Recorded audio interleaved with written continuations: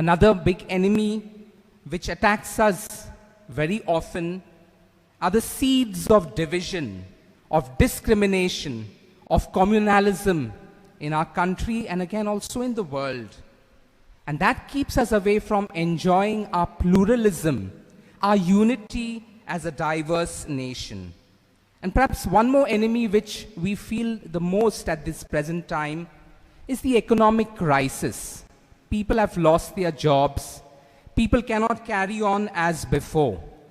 We lack prosperity, we lack self-reliance, even though our leaders speak about it. This poverty, this misery that many people are experiencing is also another enemy. Dear brothers and sisters, today we come like Judith to pray before the Lord, to give us strength, to give us grace, to give us courage, to defeat all these different enemies that we experience in our daily lives. With the grace of God, we can and we will conquer them.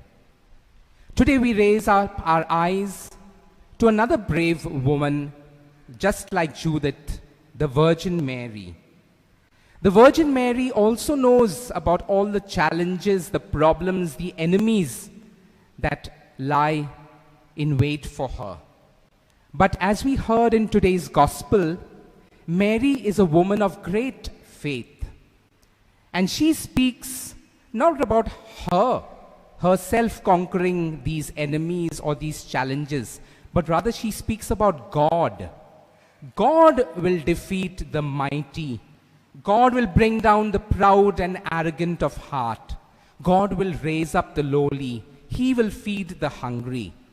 That is what Mary believed, and that is what helped her to lead a life of peace, of serenity, even though there were so many troubles and difficulties in her life.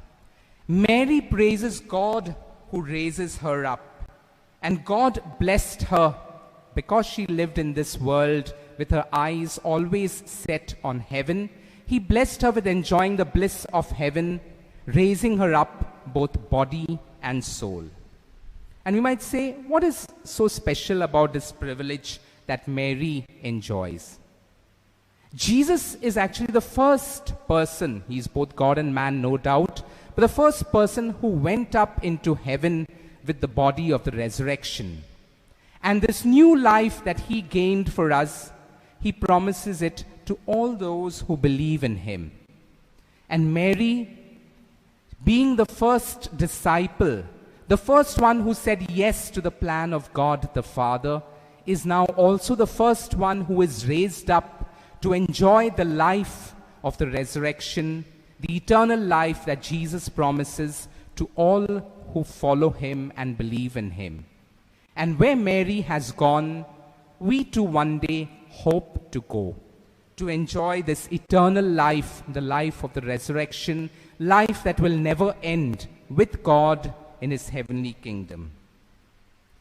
Dear brothers and sisters, as we listen to this song of Mary, the Magnificat, and she speaks about God changing the order of the world, today we realize that we are very much in need of God's intervention.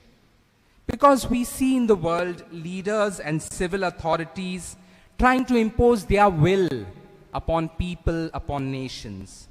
They try to manipulate the minds of citizens.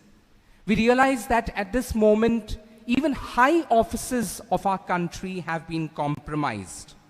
Offices of justice, of law, of governance. We realize there are people who exploit even this coronavirus pandemic to make money at the cost of the poor, at the cost of migrant workers.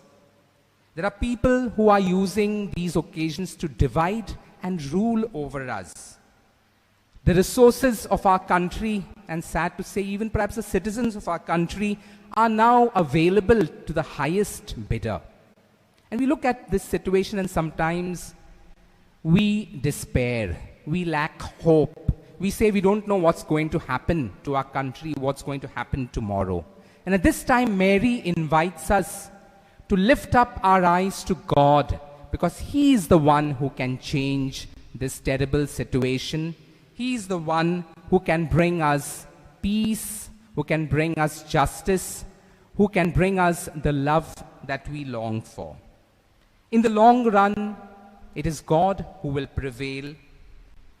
We know that He can change the situation, and let us pray with all people of goodwill all over the world that truth might always shine out, that justice may be delivered to all people, that peace might reign in our hearts and in our country.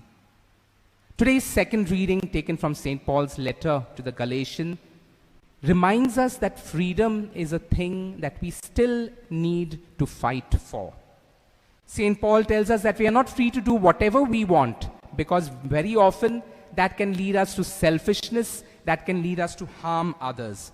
Rather, he invites us to live in the freedom that we might do what God wants us to do. In other words, he's telling us if you are really free, you will try to do God's will. You will try to do things that are good, things that uplift you and other people. Let us pray that all of us might receive this grace from God, that we might grow in true freedom. Sin, selfishness, indifference to the plight of other people is also an enemy. Mary sought God's will in her life, and she lived this will of God in faith and love. Let us pray that we too might live as responsible citizens, in spite of all the difficulties, in spite of the corruption, the greed, the problems, the sickness in the world. Let us always choose God. And in choosing God, we are choosing truth, justice, peace, goodness, and love. We can ask ourselves, whose side are we on? The side of God or on the side of the wicked world? Mary always chose God's side. And that's why God chose to take her body and soul into his heavenly kingdom. May we also be found worthy to receive the same gift of eternal life. God bless.